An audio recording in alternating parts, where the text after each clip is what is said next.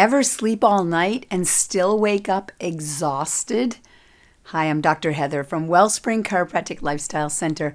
People often assume they simply need more sleep, but sometimes that's not actually the issue.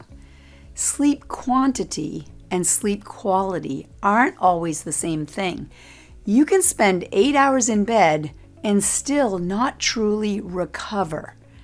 If stress patterns keep the brain on alert all night, your body may never fully shift into repair mode the way it was designed. It's a little like leaving your car idling all night long. You used a whole lot of energy without realizing it. Remember, being tired doesn't always mean you need more sleep. Sometimes it means your body needs more effective recovery. We have all heard about dental hygiene. Maybe it's time to look closer at your sleep hygiene.